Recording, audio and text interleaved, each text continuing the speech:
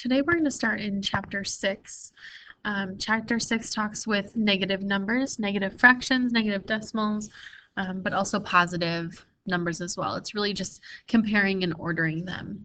We call negative fractions and decimals rational numbers. So our learning target is I can compare and order rational numbers. Okay, so positive numbers are more than 0. Negative numbers are less than 0. Okay, positive numbers like 2, 3, 4, those are all more than 0. Negative numbers are like -2, -3, -4, those are all less than 0. Two numbers that are the same distance from 0 are called opposites. So for example, 2 and -2 are opposites. 3 and -3 are opposites. 4 and -4 are opposites because they're both the same distance from 0 on that number line. 1, 2, 1, 2. Okay, it's just the positive and negative of the number. That's what are opposites. Okay, we call the set of whole numbers and their opposites integers. So integers are all the positive numbers, 0, 1, 2, 3, 4, 5, 6, 7, 8, 9, 10, and all of their opposites, -1, -2, -3, -4, -5, all the way to infinity. One thing to note though is that 0 is neither negative or positive. Okay, 0 is just basically 0, nothing. Has no negative or positive sign. All right, so how we write integers. So we might be given a couple situations. So like a contestant gains 250 points on a game show. That's going to be a positive 250 points. Now, we don't put a plus sign in front of positive numbers, right? We just put 250 and it's assumed to be positive as long as it doesn't have a negative sign. So 250 is how we'd write positive 250. Gasoline freezes at 40 degrees below 0. So 40 degrees colder than 0 would be a -40 degrees. When we write negative numbers, we do need to make sure to put like a little subtraction sign in front. That is our negative sign. All right, just some background knowledge on integers up here. Now we're going to get into comparing and ordering integers as well as some fractions. Okay, we're going to do the second one first. So we're going to do this number 2 first. We're going to order the following integers from least to greatest using a number line. So when we start our number line, we're going to plot 0 in the middle. And we're going to count up. Looks like the biggest number we have is 4 or -4. So let's count up 4. Let's count down 4. Okay, and then we're just going to put a dot on those tick marks for where each of those numbers lies. So -4. 3, +3, 0, -1, -2. What's cool about a number line is that when you plot those numbers, they are now in order from least to greatest because the smallest number is on the left and the biggest number is on the right. That's just how a number line is set up. So if you're ever having trouble ordering numbers from least to greatest, you would put them on a number line and they already are least to greatest. So when we order these out, it will be -4, -3, nope, -3 is not on our list, sorry. I was going by the number line, not the dots. Then we'd have -2, -1, 0, 3. That would be the order from least to greatest. Okay. Notice how on a number line we have 1, 2, 3, 4, and then we count by -1, -2, -3, -4. It's like a mirror image. Okay, so like the 1 is 1 space away from 0. The 2's are both 2 spaces away from 0.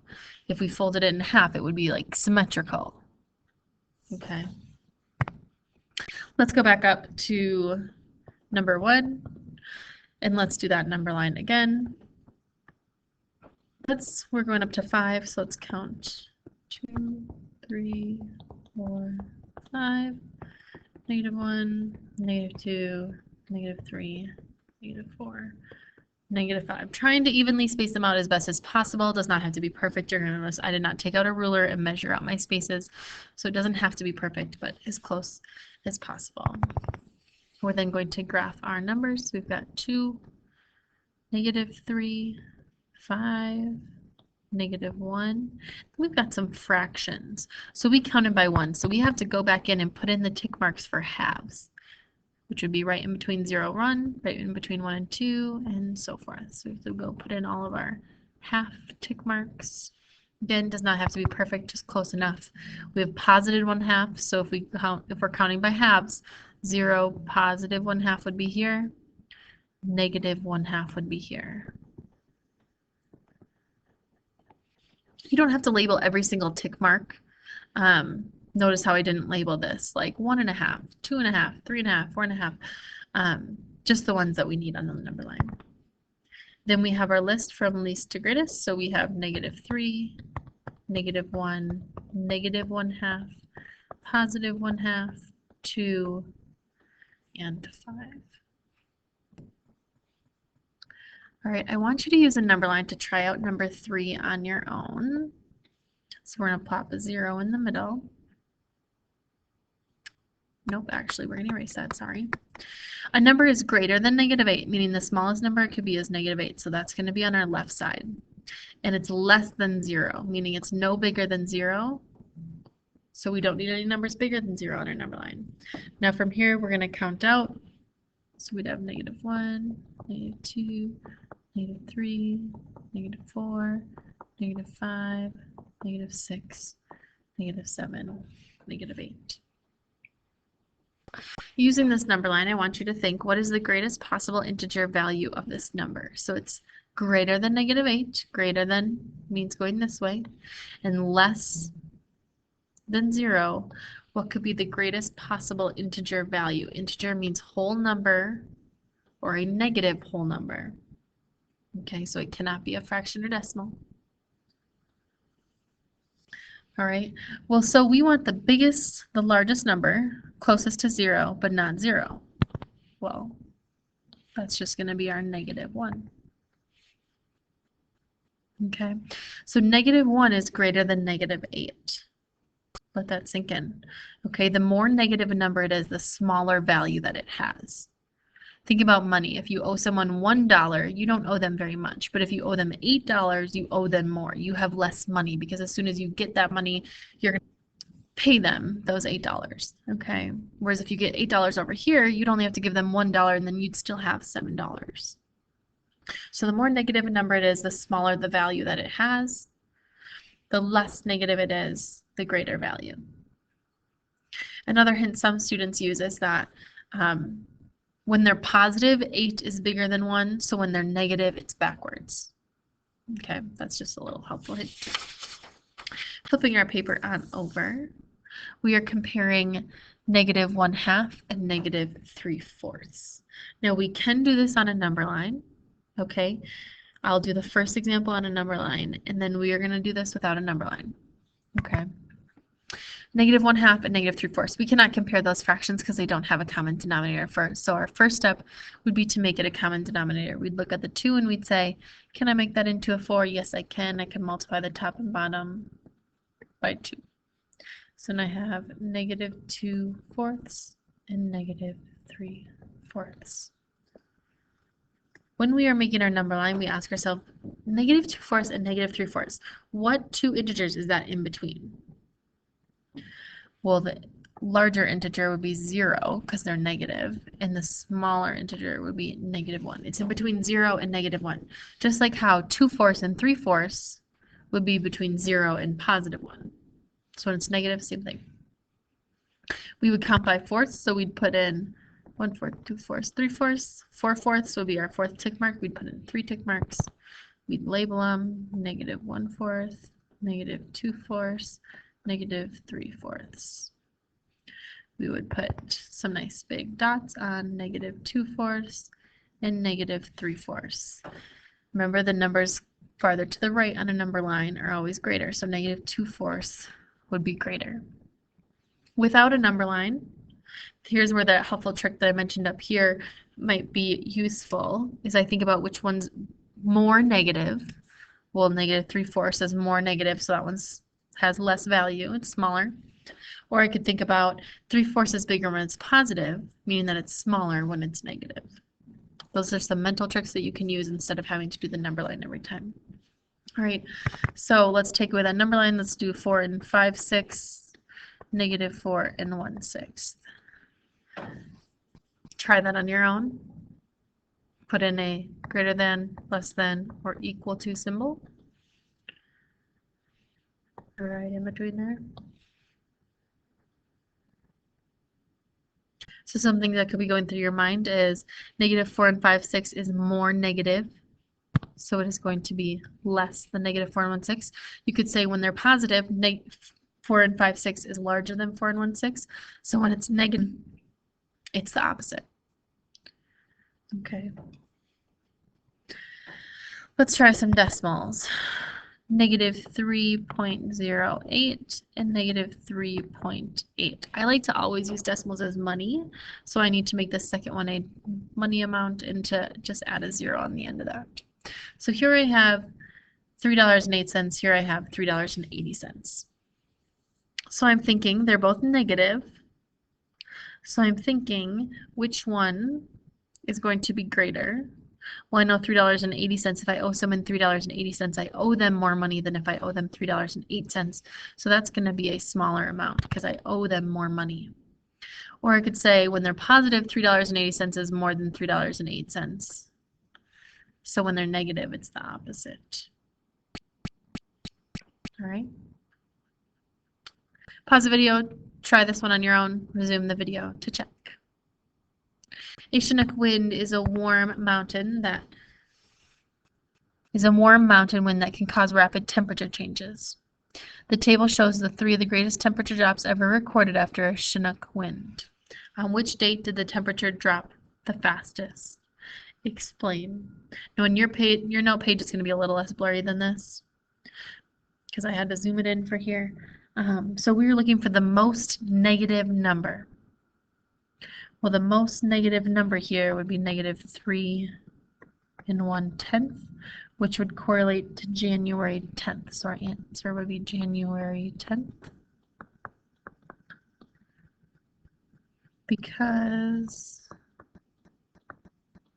it is the most negative.